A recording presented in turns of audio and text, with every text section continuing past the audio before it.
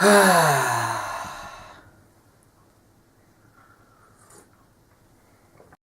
can't beat a cuppa.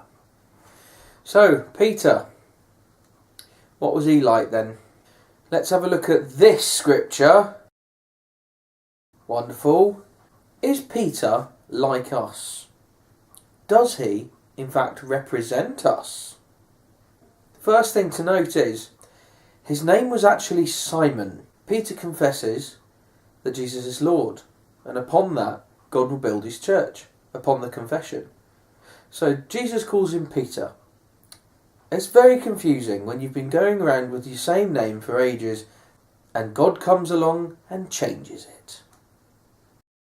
You know, we're like that too. We've got different names for things. Like Mark calls soft-boiled eggs dippy eggs. Ah, dippy eggs. You see, God also has alternative names for us. We're only called what our parents have called us. However, maybe God has a name for us that we don't know about. A name that truly means who we really are. Only God can see that, and only God knows it at this point. What this is a symbol of is that God takes the old and makes it new. An old name becomes a new name. What we were no longer exists. The old is gone, and Jesus has made us new. The second thing that we can note about Peter is that he smells like fish because he was a fisherman. As we look at the story of David, just before he kills Goliath, he's instructed to take Saul's armour, but it's not right for him. It's a bad judgment call. You know, we all make bad judgment calls. When you smell fish, especially in a fish shop, in like a mungery of fish, it stinks, it reeks, it's bad, and people don't want to be around them. Can you imagine that as your job? Now, I love fish, so maybe I should be nicer. But we all make judgment calls. Maybe we can discount people because they smell. And do you know what? To God, sometimes we smell. God isn't looking for qualified people. He wants to call people who are willing. He doesn't call the qualified. He qualifies the called. Just like Peter. The third thing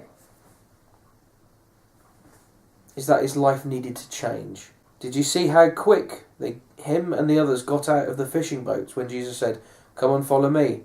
They didn't really take a lot of time to think about it or mull it over or to look at the contract before they joined in. They just left. His life really needed to change. A lot of the Psalms have the question, how long?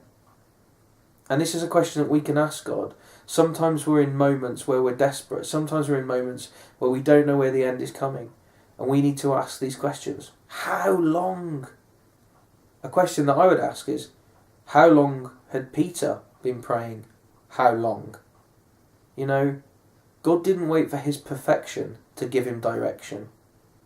Peter represents us in these three things.